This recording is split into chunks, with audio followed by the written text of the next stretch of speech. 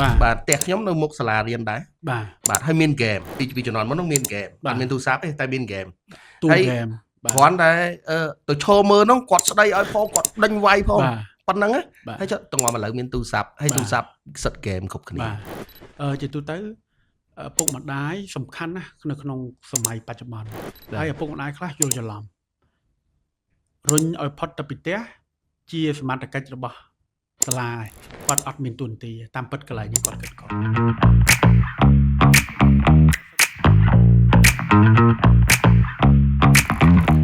បាទសួស្តីប្រិយមិត្តទាំងអស់គ្នាសូមស្វាគមន៍មកកាន់ podcast សាលាបញ្ញាសាស្ត្រអន្តរជាតិថ្ងៃនេះផងដែរយើងមានប្រធានបទមួយចង់លើកមកពិភាក្សាពាក់ព័ន្ធជាមួយនឹងកិច្ចគាំទ្ររបស់នាយកសាលាក្នុងការសិក្សារបស់សិស្សអញ្ចឹងថ្ងៃនេះយើងមានភ្ញៀវកិត្តិយសដែលអញ្ជើញចូលរួមបាទសូមជម្រាបសួរលោកគ្រូបាទសូមជម្រាបសួរទៅកាន់លោកគ្រូដែលជាអ្នកសម្របសម្រួលនៅក្នុងកម្មវិធីថ្ងៃនេះក៏ដូចជាជម្រាបសួរទៅកាន់ប្រិយមិត្តទាំងអស់គ្នាបាទសូមអរគុណបាទអរគុណខ្ញុំជាដំបូងខ្ញុំសូមអរគុណច្រើនដែលបានអញ្ជើញខ្ញុំចូលរួមនៅក្នុងប្រធានបទថ្ងៃនេះដែលយើងទៅចែកអំពីទុនទីនាយកសាលាក្នុងការគ្រប់គ្រងការសិក្សារបស់សិស្សខ្ញុំឈ្មោះពៅ Carter ជានាយកសាលាបញ្ញាសាស្ត្រអន្តរជាតិសាខាទី9ផ្លូវជាតិលេខ3បាទខ្លីៗប៉ុណ្ណឹងបាទសូមអរគុណច្រើនបាទសំណួរដំបូងដែលយើងចង់សួរទៅកាន់លោកយុមួយរយៈចាប់ពីលោកយុទទួលបន្ទុកកិច្ចការងារនាយកសាលានៅសាលាបញ្ញាសាស្ត្រអន្តរជាតិសាខាទី9មកនេះលោកយុអាចជួយចែកម្លែកបទពិសោធន៍នៃការគ្រប់គ្រងនិងការជួយសិស្សនៅក្នុងសាលាបានដែរទេបាទសូមអរគុណចំពោះសំណួរដំបូងយោងទៅតាមបទពិសោធន៍ដែលធ្វើការនៅបញ្ញាសាស្ត្រជាង3ឆ្នាំមកទីនេះខ្ញុំអាចនិយាយឲ្យខ្លីបានថាទួនាទីរបស់នាយកសាលាគឺសំខាន់នាយកសាលាមិនមែនគ្រាន់តែជារដ្ឋបាលមិនមែនគ្រាន់តែជាអ្នកគ្រប់គ្រងឯកសារឬក៏មិនមែនគ្រាន់តែជាអ្នកដែលសម្របសម្រួលក្នុងការងារបង្រៀនក៏ដូចជាមើលប្រតិបត្តិការទូទៅទេក៏ប៉ុន្តែនាយកសាលាគឺជាអ្នកកំណត់ចក្ខុវិស័យពោលគឺដែលធ្វើឲ្យគ្រូនិងសិស្សដើររួមគ្នាតែមួយបាទនេះជាសរុបយ៉ាងខ្លីរបស់ខ្ញុំបាទអរគុណច្រើនចុះលោកយុទៅសាលាលោកយុធម្មតាយើងនៅសាលារៀនវាតែងតែមានសិស្សខ្សោយនិងសិស្សដែលបកែ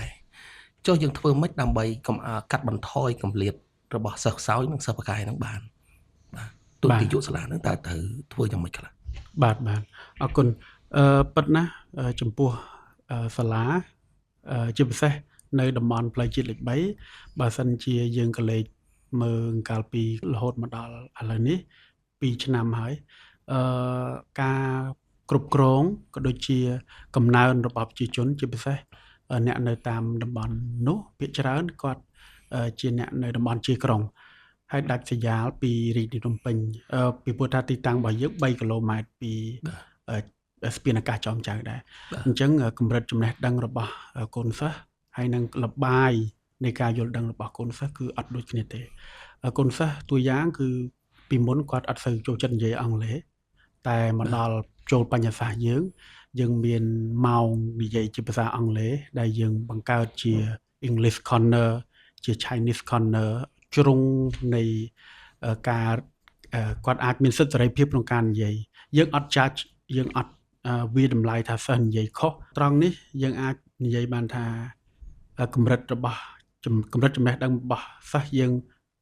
គឺនៅមានកម្រិតគ្រប់គ្នាក៏ប៉ុន្តែយើងទួនាទីរបស់គ្រូនិងទួនាទីរបស់យើងជាអ្នកគ្រប់គ្រងអត់អាចទុកសិស្សណាម្នាក់ចោលបានទេបានន័យថា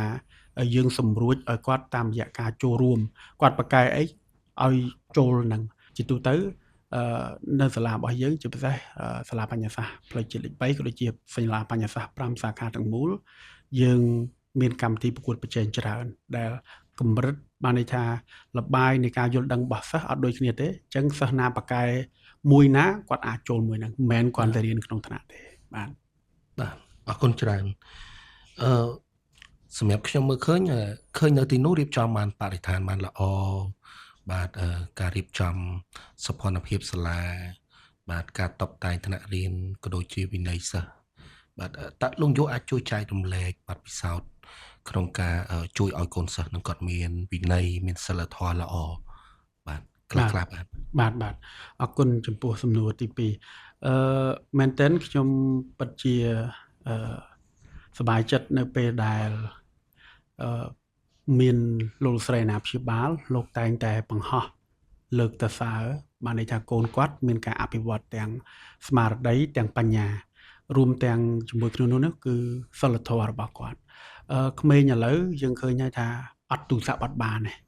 តែចំពោះសាលាយើងផ្ទាល់សាខាយើងអត់អនុញ្ញាតឲ្យប្រើទូរស័ព្ទទេបើគាត់ប្រើគាត់ត្រូវមកចង់ check គាត់មក computer lab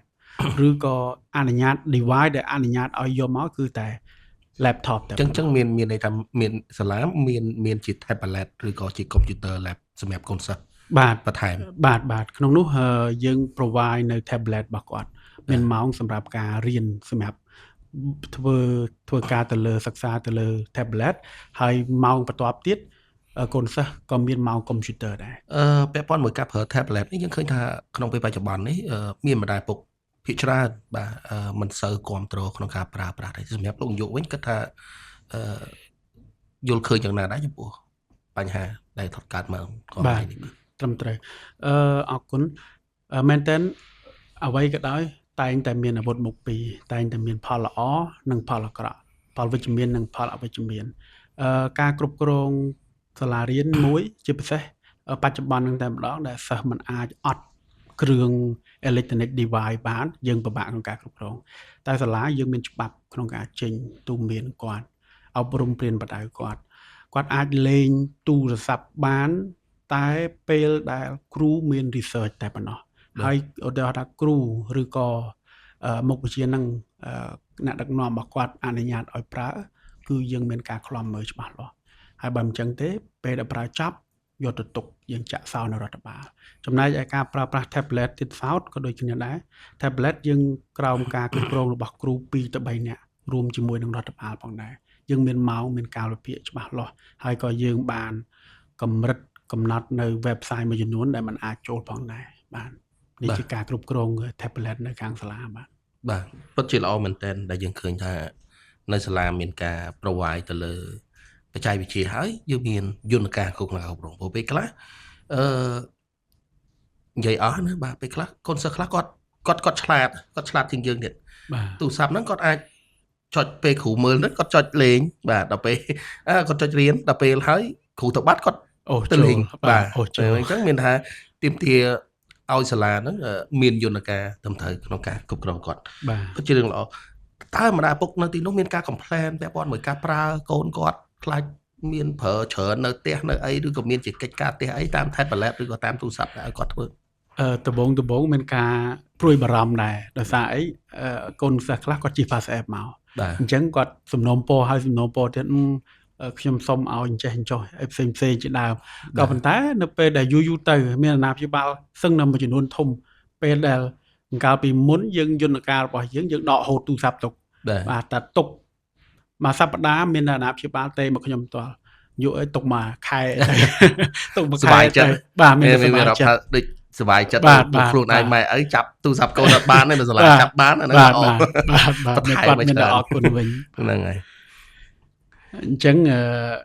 ត្រឡប់មកវិញយើងមានយន្តការច្បាស់លាស់ហើយអាណាព្យាបាលគឺគាត់គ្រប់គ្រងមែនទែនទៅលើការទុកដាក់គ្រឿងអេឡិចត្រូនិកនេះជាពិសេសគាត់ពេញចិត្តហើយគាត់រៀងភ្ញាក់ផ្អើលនៅពេលដែលសាលា provide tablet ឲ្យកូនសិស្សក្នុងការប្រើប្រាស់បាទអរគុណសម្រាប់លោកនាយកផ្ទាល់ធម្មតាដែលលោកនាយកមានប្រសាសន៍ខាងដើមហ្នឹងថារបាយសិស្សហ្នឹងមិនដូចគ្នាតែមានសិស្សខ្សោយសិស្សអីហើយយើងជួយគាត់តាមវិធីដែលសាលាអាចទៅថាតាមសមត្ថភាពគាត់ដែលត្រូវទៅគាត់មានជំនាញខាងអីក៏ដើម្បីកុំឲ្យគាត់បាក់ទឹកចិត្តទៅលើការរៀនសូត្របាទចុះបើជួយឲ្យអត់មានការកែប្រែទៀតតែយើងអាចមានវិធីណាទៀតបាទជាទូទៅខ្ញុំតែងតែប្រាប់គ្រូជារឿយថាសិស្សទាំងអស់មនុស្សទាំងអស់គ្នាមិនថាខ្ញុំមិនថាអ្នកអស់គ្នាយើងតែងតែមានគុណតម្លៃរៀងៗខ្លួន កូនសិស្សគាត់អាចបកកែផ្នែកហ្នឹងក៏ប៉ុន្តែគាត់អាចបកកែផ្នែកផ្សេងសំណួរសួរថាតើបើសិនជាជួយឲ្យផ្នែកផ្សេងបដោះឲ្យទៅឲ្យគាត់មិនដោះទួនាទីរបស់យើងជាអ្នកអប់រំគឺមានតែមួយបង្រៀនណែនាំហើយត្រូវតែឲ្យគាត់ធ្វើតាមការអប់រំមកដល់ពេលនេះខ្ញុំគិតថាយើងមិនអាចឲ្យគាត់ធ្វើតាមយើងទាំងស្រុងបានទេក៏ប៉ុន្តែបើសិនជាយើងអាស្រ័យទៅលើប្រភេទនៃសិស្សដែរអញ្ចឹងនៅទីនេះមែនតើផ្សារភ្ជាប់ជាមួយគ្នាហ្នឹងខ្ញុំចង់ផ្សារភ្ជាប់ជាមួយនឹងការបណ្ដុះបណ្ដាលក៏ដូចជាការអប់រំផ្នែកពុទ្ធចក្រនិងអនាចក្រនៅបញ្ញាសាស្ត្ររបស់យើងមានម៉ោងព្រះអង្គគ្រូដែលជាម៉ោងបង្រៀនដោយព្រះសង្ឃផ្ទាល់អញ្ចឹងលោកមានម៉ោងសមាធិមានជាម៉ោងក្នុងការហាត់ពុទ្ធចិត្តគាត់អញ្ចឹងក្នុងចម្លើយនេះខ្ញុំចង់បានន័យថាយើងអប់រំសិស្សទាំងផ្លូវពុទ្ធចក្រយើងអប់រំសិស្សទាំងផ្លូវអនាចក្រផងដែរបាទអញ្ចឹងសិស្សទាំងអស់លទ្ធភាពនៃការជួយរបស់សាលាគឺយើងមានច្រើនពីព្រោះថាសិស្សក្នុងម្នាក់ចំណាយពេលច្រើនណាស់នៅមួយសាលាជាទូទៅសិស្សខ្លះរៀនពីម៉ោង7ដល់ម៉ោង4កន្លះបានចេញអញ្ចឹងរយៈពេលនៃការរៀនរបស់គាត់ហើយនឹងរយៈការគេងរបស់គាត់នៅផ្ទះការសឹងតែការគេងហើយការនៅផ្ទះលើគ្រែហ្នឹងវាតិចជាងនៅសាលាគឺយើងមានមកចប់តែម្ដងបាទអរគុណពាក់ព័ន្ធជាមួយនឹងផ្នែកពុទ្ធសាសនាយើងដឹងថាសាលាបញ្ញាសាអន្តរជាតិយើងបដោតទៅលើពុទ្ធសាសនាបាទជាគោលបាទតែក្មេងធម្មតាក្មេងគាត់យើងឃើញបើយើងឃើញជាទូទៅណាបាទទៅវត្តអីហ្នឹងមិនសូវជានៅក្នុងវត្តថ្វាយមង្គមលុយតែចង់ទៅលេងនេះលេងនោះនៅសាលារៀនមានភាពលំបាកអញ្ចឹងទេពេលដែលយើងអប់រំគាត់នៅសាលារៀនហើយមានប្រសង់នៅនឹងហើយចាំអប់រំគាត់បើពេលយើងទៅវត្តទៅម្ដងម្កាលផងនៅតែក្មេងហ្នឹងគាត់ដូចថាមិនបាទនៅតែមានមិនសូវមានស្ដាប់ធ្នាប់កន្លែងហ្នឹងនៅសាលារៀនយើងធ្វើបាន 100% ឬក៏យ៉ាងម៉េចដែរចំណុចជាទូទៅនៅបញ្ញាសាស្ត្រយើងបើសិនជាសិស្សគាត់រៀននៅយើងតាំងពីដំបូងហ្មងគាត់ដឹងទម្លាប់តែបើសិស្សមកដំបូងគាត់ប្រកាសណាស់ដូចបាទគាត់នឹងឆ្ងល់ថាចុះមិនបានសាលាមានសូត្រធម៌ហើយខ្ញុំអត់ចេះធម៌ផងហេតុអីធ្វើមិនទៅរៀនបានទៅក៏ប៉ុន្តែយើងយកម៉ោងថ្ងៃបង្រៀនធម៌គាត់បង្រៀនធម៌អ្នកដែលស្នាក់នៅសាលាយើងអត់ឲ្យគាត់រត់លេងទេឲ្យគាត់បដុំគ្នានៅបណ្ណាល័យមួយបន្ទប់ពីរជាប់គ្នាអញ្ចឹងទៅមានគ្រូបង្ហាត់ណែនាំគាត់ដំបូងគឺដូចខាងអ្នកសម្របនូកម្មវិធីបានសួរអញ្ចឹងគឺប្រសេកភាសាកូនសិស្សប្រកាសណាស់មិនសូវស្ដាប់លោកទេនិយាយម៉ាត់ឲ្យខ្លីក៏ប៉ុន្តែនៅពេលដែលរៀនជាមួយព្រះអង្គគ្រូបានមួយឆ្នាំអារម្មណ៍នៃការគោរពសេចក្តីកោតខ្លាចរបស់សិស្សគឺមានឯងតែម្ដងគឺគាត់អាណិតលោកដែលលោកមានតែមួយអង្គឯងក្នុងថ្នាក់តែបកូនទល់1ទល់នឹង25នាក់អញ្ចឹងធ្វើឲ្យពេលខ្លះព្រះអង្គលោកហត់នឿយដែរអញ្ចឹងកូនសិស្សគាត់យល់តែម្ដងហើយនៅយើងជាទម្លាប់ថ្ងៃសិលគឺផ្កាត្រូវតែមានរាល់សិលបាទរៀងរាល់សិលតែម្ដងអញ្ចឹងរាល់សិលហ្នឹងគេធ្វើកម្មវិធីមិនដែរយើងគ្រប់ទង់ជាតិហើយយើងចាប់យើងនមស្ការប្រតនត្រ័យដោយសង្ខេបខ្លីទៅដឹកនាំដោយព្រះអង្គគ្រូឬក៏ដឹកនាំដោយលោកគ្រូអ្នកគ្រូនៅរូបផ្ទាល់បាទគាត់បូជាផ្កាបូជាទៀនធូបអីផ្សេងជាដើមបាទវាជារឿងល្អមែនតើដែលក្នុងនាមយើងជាកូនខ្មែរហើយយើងអាចថែរក្សាហើយស្របនឹងនោះផងដែរពុទ្ធសាសនាគឺជាសាសនារបស់រដ្ឋទៀតហើយឃើញថាសាលាបញ្ញាសាស្ត្រអន្តរជាតិល្អបាទយើងអាចយកពុទ្ធសាសនាមកភ្ជាប់ជាមួយនឹងកូនក្មេងហើយអាច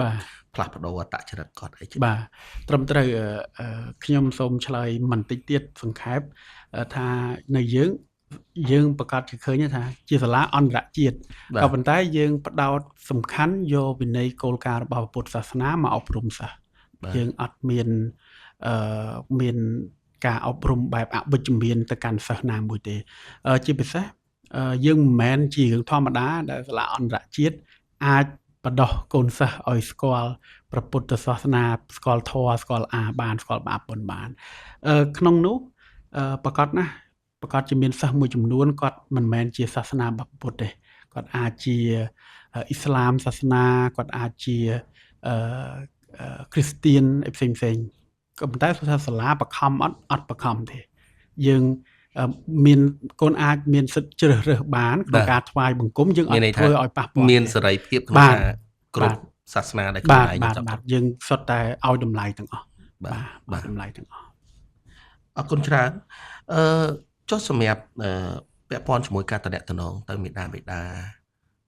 យុសាលាហ្នឹងមានទូនាទីអីខ្លះក្នុងការតំណែងទៅមេដាបេដាដើម្បីជួយឲ្យការសិក្សារបស់កូនសិស្សហ្នឹងមានលទ្ធផលឡើងព្រោះមិនហ្នឹងយើងបាននិយាយពីសាលាបាទតែសម្រាប់មេដាបេដាវិញយ៉ាងម៉េចដែរបាទតាមបទពិសោធន៍លោកយុចំពោះតំណែងជាមួយមេដាបេដារឹតតែសំខាន់បើសាលាបង្រៀនតែសាលា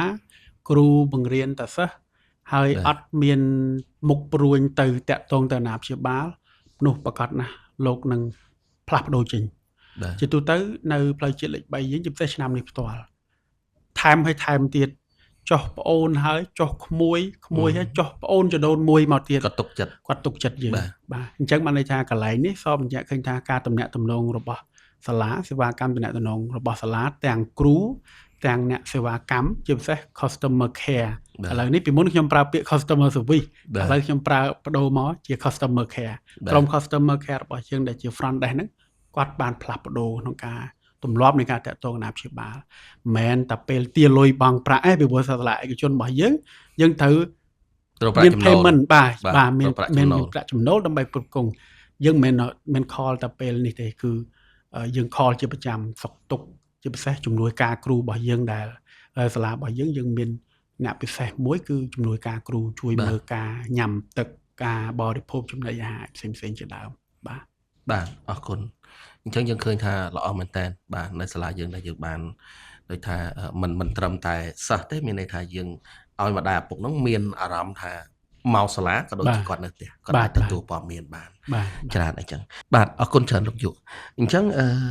លោកយុអាចជួយចែករំលែកពាក់ព័ន្ធជាមួយនឹងវិធីសាស្ត្រក្នុងការជួយសិស្សខ្សោយនៅសាលាលោកយុផ្ទាល់តើលោកយុតែងតែធ្វើវិធីអីខ្លះដែរបាទអរគុណចំពោះសំណួរទៀតពិតសំណួរនេះអាចជាសំណួរវិជ្ជាប្រយោជន៍ភាពទៅកាន់នាយកសាលាក៏ដូចជាគណៈគ្រប់គ្រងសាលាដទៃទៀតខ្ញុំពូសាលាមួយតែមានសិស្សខ្សោយបាទជាទូទៅសាលាយើងជាពិសេសនាយកផ្ទាល់យើងមានតួនាទីសំខាន់ណាស់ក្នុងការពង្រឹងសមត្ថភាពរបស់គ្រូសមត្ថភាពរបស់គ្រូយើងធ្វើបានតាមរយៈការធ្វើថ្នាក់និទានចែកម្លែកបទពិសោធន៍ចុងសប្តាហ៍ដើមសប្តាហ៍នៅក្នុងថ្ងៃធ្វើការផ្សេងយើងតែងតែឆ្លៀតឆ្លោកលៃលោកពេលវេលាឆ្លៀតពេលខ្លះ10នាទី15នាទីក៏ដោយប្រាប់គ្នាអំពីតិចនិចធ្វើយ៉ាងម៉េចឲ្យកែលម្អគ្នាទៅវិញទៅមកឃើញមើលទៅគាត់ខ្សោយខ្វះខាតចំណុចនេះហើយគាត់មិនណែនាំមិនមែនជាការចាប់កំហុសមិនមែនជាការថ្នាក់ទេក៏ប៉ុន្តែជាការកែលម្អធ្វើយ៉ាងណាឲ្យការផ្ដល់សេវាកម្មអប់រំរបស់បញ្ញសាស្ត្ររបស់យើងសាខាទី9ហ្នឹងគឺទទួលបានលទ្ធផលល្អគ្រូបង្រៀនល្អទើបអាចបង្កើតបានជាសិស្សល្អបើមិនជាគ្រូបង្រៀនមិនមានគុណភាពហើយគាត់អត់មានសមត្ថភាពក្នុងការបង្រៀនទេខ្ញុំគិតថាយើងអាចជួយសិស្សបានទេបាទកត្តាទី1កត្តាទី2គឺឪពុកម្ដាយនឹងផ្ទាល់តែម្ដងជាទូទៅឪពុកម្ដាយសំខាន់ណាស់នៅក្នុងសម័យបច្ចុប្បន្នហើយឪពុកម្ដាយខ្លះយល់ច្រឡំរុញឲ្យផុតទៅពីផ្ទះជាសមត្ថកិច្ចរបស់សាលាគាត់អត់មានទូនាទីតាមពិតកន្លែងនេះគាត់គិតខុសពីព្រោះអីឪពុកម្ដាយបើសិនជាមិនមានទូនាទីក្នុងការអប់រំសិស្សជាពិសេសកូនគាត់ផ្ទាល់នៅផ្ទះទេខ្ញុំគិតថាពិបាកក្នុងការនិយាយបាទឲ្យតែលើកទូរស័ព្ទមកលោកគ្រូខ្ញុំគ្មានពេលទេគ្រូជួយណែនាំវិញតិចទៅបាទខ្ញុំអត់មានពេលទៅជួបលោកគ្រូទេបើមានការអី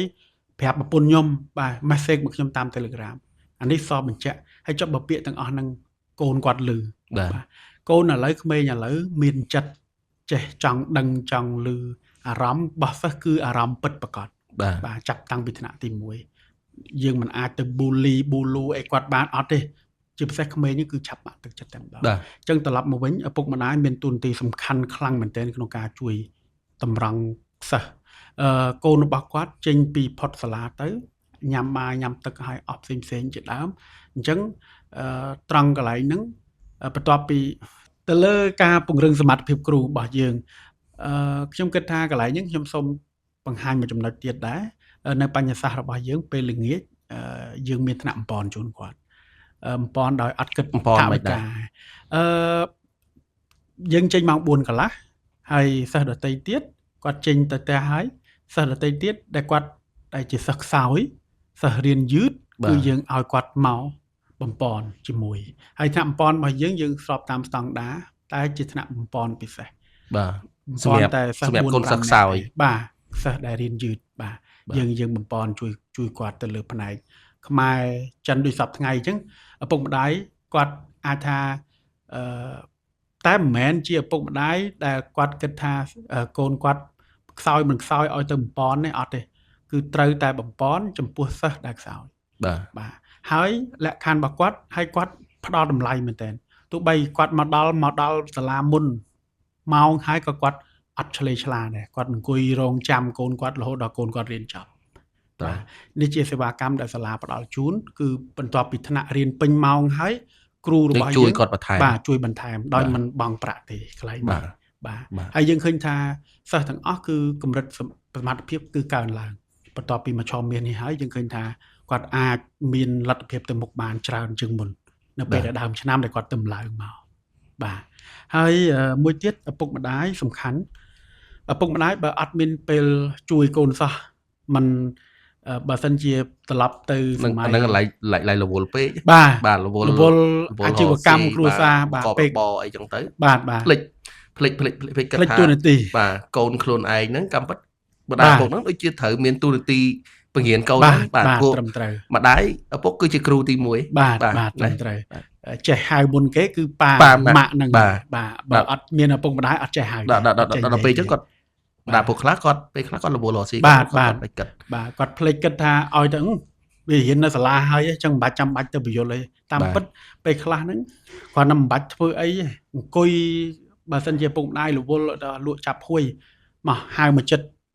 អានសភៅឲ្យម៉ាក់ស្ដាប់មកចប់ពីចប់អាហ្នឹងឯងទោះបីពេលខ្លះសុំទោសម្ដាយឪពុកលោកមិនរៀនបានខ្ពង់ខ្ពស់ក៏ដោយលោកមិនចេះភាសាអង់គ្លេសក៏ដោយតែហៅមកពួកគាត់នឹងខ្លាចយើងហើយអញ្ចឹងខ្ញុំនឹកឃើញការខ្ញុំបាទការខ្ញុំនៅតូចខ្ញុំសារភាពខ្លួនឯងហ្មងបាទរៀនដល់ថ្នាក់ធំហើយហ្នឹងយើងអត់ចេះអានបាទអត់ចេះអានដល់ពេលអញ្ចឹងម្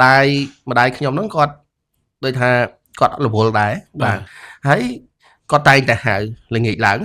គាត់តែងតែហៅយើងហ្នឹងមកអង្គុយអានហើយពេលខ្លះហ្នឹងភ័យបាទកាលនៅតូចហ្នឹងភ័យបាទព្រោះអីហេតុអីយើងកុំគិតថាអានទៅគឺកូនបន្លំគាត់អត់ហ៊ានបន្លំទេអានេះកាលអារម្មណ៍ខ្ញុំចាំមកដល់ឥឡូវហ្នឹងអាហ្នឹងប្រឹងបកបរហូតដល់ថ្ងៃមួយហ្នឹងខ្ញុំចាំបានថាខ្ញុំអានពាក្យមួយអត់ត្រូវហ្នឹងរហូតដល់ដាច់បាយទាំងម្ដាយទាំងឪពុកគាត់នៅជួយបង្រៀនយើងបាទហ្នឹងអាហ្នឹងពីមុនបាទហ្នឹងយើងឃើញថាកន្លែងហ្នឹងលោកគ្រូពិតជាលើកមកត្រូវទោះបីឪពុកម្ដាយឥឡូវគាត់ភ្លេចខ្លួនពាក្យច្រើនកូនឯងហត់ហើយរៀនមួយថ្ងៃពេញម៉ាក់ជូនទៅអ៊ីអនជូនទៅនេះជូនទៅនោះតាមពិតការជូនអត់ខុសទេក៏ប៉ុន្តែយើងរកពេលឲ្យសមគួរចុងសប្តាហ៍ឬក៏មានកម្រិតតែម្ដងក្នុងគ្រួសារត្រូវចែងច្បាប់កូនឯងមានរង្វាន់មួយខែម៉ាក់ជូនទៅម្ដងប៉ាជូនទៅម្ដងតែត្រូវតែ complete កិច្ចការផ្ទះសិនបាទឲ្យមានអា commitment ឲ្យមានអាកតាលីករអីមួយដែលឲ្យកូនគាត់ប្រឹងមានការដោះដូរបាទមានការដោះដូរតែទូទៅបើខ្ញុំធ្លាប់ដឹងបើយើងដូចថាគាត់ដឹងថាបានអានឹងស្រួលបាទគាត់ជាអត់មានអារម្មណ៍ថាចង់តែបើសិនតែយើងមានការដោះដូរថាកូនឯងអានអសកូនឯងសរសេរអសឲ្យបានមកចប់ឬក៏ពីចប់ព្រោះយើងឲ្យការដោះដូរហ្នឹងយើងមើលទៅតាមក្មេងដែរបាទមិនអាចថាក្មេងនឹងអត់ចេះហើយយើងឲ្យបូកលេខ10ខ្ទង់ហើយធ្វើឲ្យចេញអត់ទេយើងទៅមើលដូចថាក្មេងនឹងល្មមមកគាត់ធ្វើបានហើយដើម្បីឲ្យគាត់មានទម្លាប់ថាមុននឹងទៅត្រូវមានបាទឬក៏ចង់ទៅណាអីឬក៏ចង់បានអីត្រូវតែប្រឹងរៀនទម្លាប់គាត់ប្រឹងតែប្រឹងរៀនកាលណាយើងប្រឹងរៀនគឺនឹងគាត់នឹងបាននៅអ្វីសំណងគាត់បាទប្រិមិត្តប្រហែលជាឆ្ងល់ថាយើងសួរហើយយើងឆ្លើយចំណុចនឹងច្រើនតែជាចំណុចដែលរសើបមិនដែលឪពុកបច្ចុប្បន្នកំពុងតែខ្វាយខ្វល់ហើយនឹងកំពុងតែឆ្ងល់ច្រើនណាស់ហេតុអីបានជាក្មេងមិនចូលចិត្តរៀនពេលទៅដល់ផ្ទះគឺ ចាប់ផ្ដើមចេញជាពិសេសថ្នាក់បឋមតែម្ដងផ្ដើមចេញពីឪពុកម្ដាយមិនកាន់សភៅមុខកូនទេ បាទ បាទ កាន់ទូរស័ព្ទ កាន់ទូរស័ព្ទ អញ្ចឹងប្រកាសណែ iPad យកទៅ ត្រូវហើយ បាទ Lego យកទៅ យើងគិតមើលបើពីមុនណា បាទ បាទផ្ទះខ្ញុំនៅមុខសាលារៀនដែរ បាទ បាទហើយមានហ្គេមពីជំនាន់មុននោះមានហ្គេម បាទ អត់មានទូរស័ព្ទទេតែមានហ្គេម ទូ ហើយ ហ្គេម បាទ គ្រាន់តែទៅឈរមើលនោះគាត់ស្ដីឲ្យផងគាត់ដេញវាយផង បាទ ប៉ុណ្ណឹងណា បាទ ហើយចុះតងឥឡូវមានទូរស័ព្ទហើយ បាទ ទូរស័ព្ទសិតហ្គេមគ្រប់គ្នា បាទ បាទហ្គេមខ្លះដូចជាមានបង់ប្រាក់មានអីចូលលេងទៀត បាទ អញ្ចឹងក៏សំណូមពរទៅដល់បងដែលជាអាណាព្យាបាលបាទកុំភ្លេចទៅលើការពិនិត្យមើលទៅលើការសិក្សារបស់កូនហើយជាពិសេសការគ្រប់គ្រងទៅលើការប្រើប្រាស់ smartphone របស់គាត់ព្រោះ smartphone គេផលិតមកក៏មិនមែនថាអត់ប្រយោជន៍ដែរ ត្រឹម បាទ ត្រូវ គេផលិតមកគឺដើម្បីអីដើម្បីជួយសម្រួល បាទ ការប្រើប្រាស់ប្រចាំថ្ងៃ បាទ ក៏ប៉ុន្តែយើងបែរជាអត់មានពេលយើងគិតថា យកទូរស័ព្ទទៅមើល បាទ ខ្លួនឯងតែញ៉ាំបាយក៏មើលទូរស័ព្ទដល់ពេលហើយពេលខ្លះហ្នឹងក៏បញ្ហាស្ទះអារម្មណ៍របស់ក្មេងហ្នឹងអត់ប្រក្រតី បាទឆេវឆាវ បាទ ចោលនេះចោលនោះ ត្រូវ បាទទៅជា aggressive ទៅជាកើតជំងឺបានន័យថាបានន័យគាត់ប្រតិកម្មលឿនខ្លាំងបំផុត ដូចបាត់បង់ភាពម្ចាស់ការ បាទ ក្នុង បាទ ខ្លួនណា និយាយ បា ទៅ ទ តុក្កតាភាសាតុ ហើយ ក្កតា តំណាក់តំណងអីក៏ដូចអត់សូវល្អដែរ បាទ បា បាទ ទអត់ចូលចិត្តសង្គមខាងក្រៅ បាទ ទេអញ្ចឹងខ្ញុំមានពីរចំណុចនេះគឺទី1សាលាជាពិសេសខ្ញុំផ្ទាល់បានដើរតួនាទីយ៉ាងសំខាន់ក្នុង បាទ ការពង្រឹងលើសមត្ថភាពគ្រូជាប់ជាប្រចាំតែម្ដង បាទ ហើយការចុះវាយតម្លៃគ្រូយើងធ្វើជាប់ជាប្រចាំជាខែជាឆមាស បាទ សម្រាប់ខ្ញុំមាន commitment ថាក្នុងមួយឆ្នាំយ៉ាងហោចណាស់គ្រូទាំងអស់ខ្ញុំត្រូវចុះឲ្យបាន2ដង បាទ យ៉ាងតិចណាស់ បាទ ហើយយើងបានសម្រេចអញ្ចឹងមែន បាទ ហើយយើងមានការកែប្រែគ្រូហើយយើងយកលទ្ធផលហ្នឹងមកវាយតម្លៃទៅយើងឃើញថាអូគ្រូគាត់នៅខ្សោយចំណុចនេះ បាទ ខ្សោយចំណុចនេះយើងជួយគាត់ទៅលើចំណុចហ្នឹង ត្រឹមត្រូវ ហើយទី2គឺឪពុកម្ដាយមានតួនាទីយ៉ាងសំខាន់ខ្លាំងមែនទែនក្នុងការជួយអប់រំកូនខ្ញុំចង់បង្វែរអារម្មណ៍ស្ទិអារម្មណ៍ក៏ដូចជាការគិតរបស់លោកស្រីដែលជាមេដាបេដាអាណាព្យាបាលសិស្សកុំឲ្យយល់ថាបញ្ជូនកូនតែមួយរៀនមករៀនមួយមុខចប់តួនាទីអត់ទេត្រូវតែមានតួនាទីគណៈគ្រប់គ្រងសាលារៀនគ្រូក៏ដូចជាមេដាបេដាត្រូវតែស្អិតរមួត4នឹងស្អិតរមួតជាប់គ្នាមិនទៅណាសិស្សនឹងចេះ បាទ សិស្សនឹងចេះមិនឲ្យខកបំណងទេបាទ បាទខ្ញុំសម្រាប់ខ្ញុំសូមចូលរួមបន្តិចជាទូទៅមកដល់ឪពុកខ្ញុំឃើញថាពេលនៅមត្តេយ្យបាទគាត់តែងតែចង់ដឹងថាអូកូនគាត់អ្នកគ្រូកូនខ្ញុំថ្ងៃហ្នឹងមិនដែររៀនបកកែមិនកូនខ្ញុំធ្វើអីខ្លះកូនខ្ញុំញ៉ាំអីញ៉ាំទឹកបានប៉ុន្មាន ត្រឹមត្រូវ យើងឃើញការនៅមត្តេយ្យហ្នឹងគាត់ខ្វល់គាត់យកចិត្តទុកដាក់មួយកូនគាត់បានល្អប្រសើរ ត្រឹមត្រូវ តែដល់ពេលចាប់ផ្ដើមដល់បឋមដល់អនុវិទ្យាល័យដល់វិទ្យាល័យដូចជាមានអារម្មណ៍ថាឥឡូវហ្នឹង ឃ្លាតឆ្ងា បាទ យ រៀងដូចថាមិនសូវយកចិត្តទុកដាក់កូនគិតថាកូនអាចធ្វើបានកូនល្អកូនអីក៏ប៉ុន្តែបើសិនជាយើងនៅតែបន្តយកចិត្តទុកដាក់ចំពោះកូនហើយ take care គាត់បារម្ភពីគាត់សួរនាំហើយដូចថាយើងត្រូវថាព្យាយាមថាធ្វើម៉េចគិតបែបវិជ្ជមាន បាទគិតបែបវិជ្ជមានគិតបែបម៉េចយើងអាចគិតថាកូនពេលខ្លះគាត់និយាយបែបហ្នឹងវាមានមូលហេតុអី បាទ មិនមែនថាកូនឧទាហរណ៍កូនចេះជេរបាទកូនចេះជេរកូនពីមុនអត់អាចចេះជេរសោះ បាទ តែឥឡូវមិនបានចេះជេរ បាទ ប្រហែលមកពីរៀននៅសាលាហ្នឹងមកបានចេះព្រោះកូនខ្ញុំចេញតែពីផ្ទះទៅសាលា តែក៏ប៉ិតគាត់ភ្លេចថាថ្ងៃណាមួយនោះមានបងប្អូនអ្នកនៅចិត្តផ្ទះហ្នឹង បាទ ជេរឲ្យក្មេងលឺ បាទ បាទព្រោះជាទូទៅក្មេងគាត់អាចរៀនពីរឿងទាំងអស់ហ្នឹង បាទហើយលឿនទៀត បាទហើយ បាទ ខ្ញុំជឿថាបើយើងនាំគ្នាទប់ស្កាត់គាត់ប្រាប់គាត់បញ្យល់គាត់តែពីច្រើនគាត់អត់ទេគាត់ពេលដែលឮកូនអញ្ចឹងគាត់រហូតទៅវាយទៅប្រើពើហិង្សាលើកូន បាទ ក៏ប៉ុន្តែការប្រើពើហិង្សាវាអាចធ្វើឲ្យក្មេងនឹងឈឺចាប់ បាទ ក៏ប៉ុន្តែការឈឺចាប់របស់គាត់ក្មេងយើងដឹងស្រាប់ឯងបំរុងយ៉ាត់គាត់ទៅយ៉ាងថា5នាទី10នាទីហ្នឹងបាត់ បាទ អញ្ចឹងក្រោយមកគាត់អត់ដឹងថានឹងខុស បាទ តែបើយើងត្រឡប់ឲ្យគាត់គិតលើក្រោយគាត់មុននឹងធ្វើខ្ញុំគិតថាអា